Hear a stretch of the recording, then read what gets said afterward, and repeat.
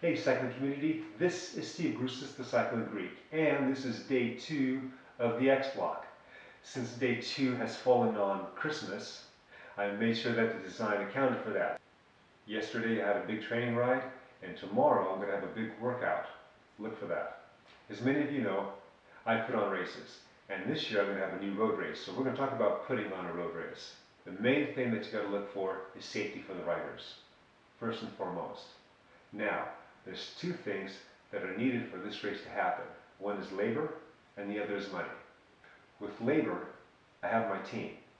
To be part of the off the front racing team, you have to commit to helping day of during the race. Now you can still race, and I give you time to warm up, race, and then warm down. The other thing is the money. I have been blessed to have people who have sponsored the off the front organization support my race. Without that, this race wouldn't happen. Because that race costs money. Lots of money. So where before I can get away with, like in criteriums or in this closed circuit race that I have, in this gated community, I can get away with 3, maybe 4 officials. Now I'm going to have more officials. Each official is going to cost about a little over $100, and that does not include the gas.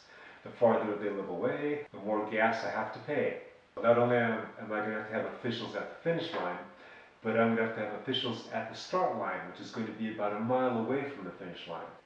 And I'm going to have officials following each of the races. Those follow vehicles are going to cost money. So it used to be where you can grab somebody day of and say, hey, do you want to be a follow vehicle for this race? And then they go and jump in and carry some wheels and be a follow vehicle. Not anymore. There's a lot of insurance concerns. Now, if you want to be a follow vehicle, you have to go through an MVR, motor vehicle report. Basically, it's a background check.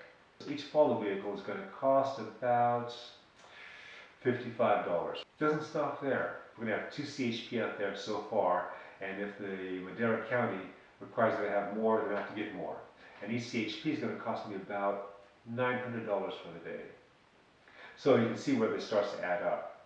What makes it even more challenging is that this race is going to take place about 10 miles from where I live, which is pretty good for me.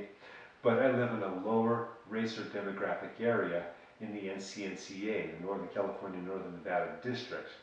Most of the racers are up in Sacramento and the Bay Area and along the coast. But to be able to get them here, I have to offer something special. Fortunately, there's 2 things I can offer. One is this is a brand new road race that flatlanders and sprinters can do. And this has a lot of diverse categories for Masters. Masters is a large racing demographic. So I'm going to have 30 plus, 40 plus, 50 plus Cat 5s. I'm also going to have 60 plus and 65 plus out there. A lot of old guys are out there like me.